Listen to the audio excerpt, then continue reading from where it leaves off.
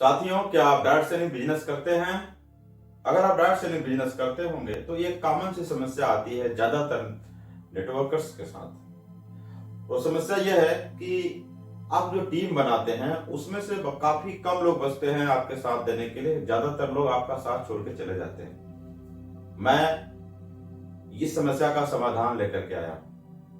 नमस्कार दोस्तों, मैं हूं doctor Vijay Maurya, general physician, mind power expert and life coach. दोस्तों, मैं आपके लिए लेके आया हूं डॉक्टर विजय की पाठशाला, जिसमें मैं बहुत ही आसान तरीके से, बहुत ही सिंपल वे में मैं एक प्राइमरी का अगर बच्चा भी होगा तो उसको भी सारी कठिन से कठिन बात समझ में आ जाएगी। इस उद्देश्य के साथ मैं आपको समझाना चाहता हूं, बताना चाहता हूं कुछ आपके जीवन की जरूरी बातें। अगर आप डायरेक्ट सेलिंग बिजनेस करते हैं तो आपकी जो टीम है, अक्सर ऐसा देखा जाता है कि ज्यादातर लोग आपको छोड़ के चले जाते हैं और आपको समझ में नहीं आता कि मैं काम तो सही कर रहा हूं, लोगों को ज्वाइन कराता चला जा रहा हूं, इधर से और उधर से लोग छोड़ के चले जा रहे हैं। रीजन क्या है?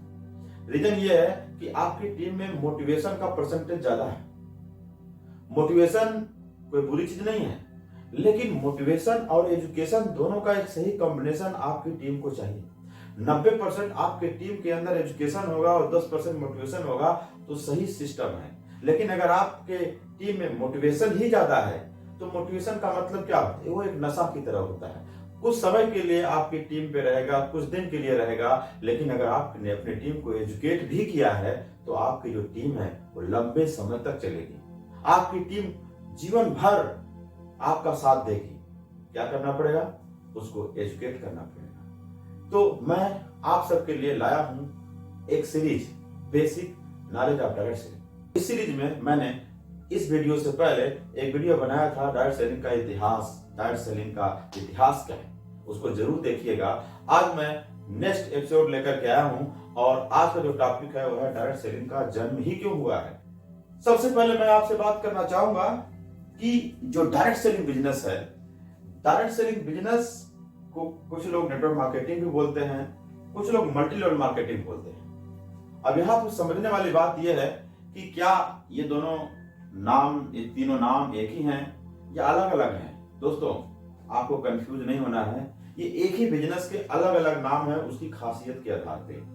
डायरेक्ट सेलिंग बिजनेस इसको बोला जाता है इसलिए क्योंकि इसमें जो कंपनी है वो कस्टमर को डायरेक्ट सेल करती है, इसीलिए इसको डायरेक्ट सेलिंग बिजनेस बोला जाता है। इसको नेटवर्क मार्केटिंग इसलिए बोला जाता है क्योंकि जो इसमें कस्टमर होता है वो अपना खुद का भी नेटवर्क बना करके पैसे कमा सकता है, इसलिए इसको नेटवर्क मार्केटिंग बोला जाता है। इसको मल्टी लेवल मार्केटिंग भी इसलिए बोला जाता है क्योंकि इसमें जो कंपनी पैसा देती है वो कई लेवल पे देती है, मल्टीपल लेवल पे पैसा देती है, इसीलिए इसको मल्टी लेवल मार्केटिंग बोला जाता है। इसमें कभी कंफ्यूज नहीं होना है कि तीनों अलग अलग चीजें हैं, तीनों एक ही चीजें हैं। तो चलिए समझते हैं डायरेक्ट सेलिंग बिजनेस का जन्म कैसे हुआ। हर एक बिजनेस का जन्म एक आइडिया से होता है। जब भी कोई एक नया आइडिया आता है किसी के दिमाग में कि चलो मुझे कोई बिजनेस करना है, मुझे बिजनेस ओनर बनना है, तो बिजनेस ओनर बनने का आइडिया आया, मुझे बिजनेस का मालिक बनना है, तो बिजनेस करने के लिए दो चीजों की जरूरत पड़ती है। या तो आप किसी प्रोडक्ट पे काम करो या तो किसी सर्विस पे काम करो। या तो आप कोई प्रोडक्ट सेल करो या कोई सर्विस सेल करो। तो प्रोडक्ट या सर्विस का सिलेक्शन हो गया। किसी ने सोचा कि मुझे प्रोडक्ट पे काम करना है या सर्विस पे काम करना है, अब इसको सेल करना है। अब सेल करने के मार्केट में दो तरीके हैं। एक तरीका है ट्रेडिशनल वे, परंपरागत, जो कई पीढ़ियों से, कई सालों से चला आ रहा है, हजारों सालों से चला आ रहा है, वो है ट्रेडिशनल तरीका। और एक दूसरा तरीका है वो है न्यू कॉन्सेप्ट। न्यू कॉन्सेप्ट का मतलब क्या है? न्यू कॉन्सेप्ट का मतलब है B2C। Business owner direct customer को सामान या प्रोडक्ट या सर्विस सेल करता है, इसको बोलते हैं B2C। ये नए जमाने का कॉन्सेप्ट है। अब ये नए जमाने का कॉन्सेप्ट है हमारे लिए, आपके लिए हो सकता है, लेकिन अगर फॉरेन कंट्रीज की बात करेंगे तो काफी समय से ये चीज चल रहा है। B2C क्या है? जब बिजनेस ओनर डायरेक्ट कस्टमर को सामान, प्रोडक्ट या सर्विस सेल करता है। अब इसमें भी दो कैटेगरी आती है।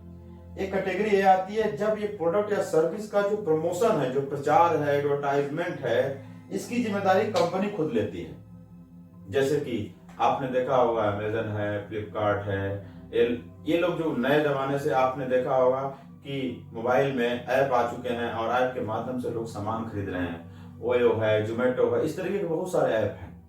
ये क्या है? ये एक्चुअल में B2C है। लेकिन अब B2C का कौन सा मॉडल है? Promotion by company. इसकी कंपनी की जिम्मेदारी है कि लोग सामान खरीदेंगे, कैसे खरीदेंगे, क्या करेंगे, ये कंपनी की जिम्मेदारी है। एक दूसरा जो तरीका है B2C का, वो है प्रमोशन बाय कस्टमर। अगर जो प्रोडक्ट है, प्रोडक्ट के बारे में प्रचार प्रसार या प्रोडक्ट के बारे में एक्सप्लेन या प्रोडक्ट के बारे में प्रमोशन अगर कस्टमर करता है तो उसको बोलते हैं प्रमोशन बाय कस्टमर, या इसी बिजनेस को बोला जाता है डायरेक्ट सेलिंग, नेटवर्क मार्केटिंग या मल्टी लेवल मार्केटिंग। ये कोई नया चीज नहीं है, काम वही है, पुराना बिजनेस, बस उसी प्रोडक्ट को सेल करने का एक नया और साइंटिफिक तरीका है, एक वैज्ञानिक तरीका है प्रोडक्ट को सेल करने का, एक स्मार्ट तरीका है। और जो इंटेलिजेंट कंपनी है या जो इंटेलिजेंट बिजनेस ओनर हैं, वो लोग आज के जमाने में इस तरीकों को यूज कर रहे हैं। इसीलिए भारत सरकार ने गाइडलाइन बना दिया, भारत सरकार ने लॉ भी लाया है। क्यों? क्योंकि ये जो तरीका है ये वैज्ञानिक है, साइंटिफिक है और बिजनेस ओनर के भी हित में है और जो कस्टमर है उसके भी हित में है। अब आप ये सवाल करेंगे कि बिजनेस ओनर के हित में कैसे है या ये डायरेक्ट सेलर के हित में कैसे है। चलिए, इसका जन्म कैसे हुआ, अब मैं आपको उस टॉपिक बात करने जा रहा हूं। पहले समझते हैं ट्रेडिशनल जो बिजनेस है, ये जो ट्रेडिशनल तरीका है ये क्या है, इसके बाद आपको अपने आप समझ में आ जाएगा कि इसका जन्म कैसे हुआ। जो ट्रेडिशनल तरीका होता है बिजनेस करने का, उसमें आपने देखा होगा कि जो बिजनेस ओनर होता है उस यहाँ पे कस्टमर है। अब बिजनेस ओनर के द्वारा प्रोडक्ट कोई बनाया गया या मार्केट या बिजनेस ओनर चाहता है कि मैं कोई प्रोडक्ट जो है मार्केट में कस्टमर को सेल करूं, तो अब ये जो प्रोडक्ट है ये डायरेक्ट कस्टमर के पास में आता नहीं है। यहां तक आने के लिए उसको इस रास्ते से गुजरना पड़ता है। अब इस रास्ते में क्या क्या है? इस रास्ते में डिस्ट्रीब्यूटर है, एजेंसी है, होलसेलर है, रिटेलर है। ये सारे के सारे लोग हैं इस रास्ते में और इनसे होते हुए ये प्रोडक्ट यहाँ पर आता है। अब यहाँ पर एक और बंदा है जो एडवर्टाइजमेंट करता है और इसका भी यहाँ पर रोल होता है। इस सिस्टम में दिक्कत यह है कि यहाँ पर जब 30 रुपए का जो सामान है, कंपनी अगर अपना प्रॉफिट लेकर के 30 रुपए का सामान अगर बनाती है तो ये डिस्ट्रीब्यूटर, एजेंसी, होलसेलर, रिटेलर, इनके पास जाते जाते यहाँ पे कस्टमर तक पहुंचते पहुंचते ये 100 रुपया का हो जाता है। कितने रुपए का? 100 रुपया का हो जाता है 30 रुपया का सामान। तो बीच का जो 70 रुपया है ये कहाँ गया? 70 रुपया ये डिस्ट्रीब्यूटर, एजेंसी, होलसेलर, रिटेलर, इन सब के बीच में ये पैसा बट गया। बात को 100 रुपए और 70 रुपए की नहीं है, बात करोड़ों की। अगर 100 करोड़ रुपया का बिजनेस होता है तो उसमें से 70 करोड़ रुपया का 70 करोड़ रुपया इन सारे लोगों के बीच में बढ़ जाता है। ये सिस्टम कई सालों से चल रहा था, लेकिन इसमें बहुत बड़ी दिक्कत थी। किसको दिक्कत थी? बिजनेस ओनर को बहुत बड़ी प्रॉब्लम थी। क्या प्रॉब्लम थी?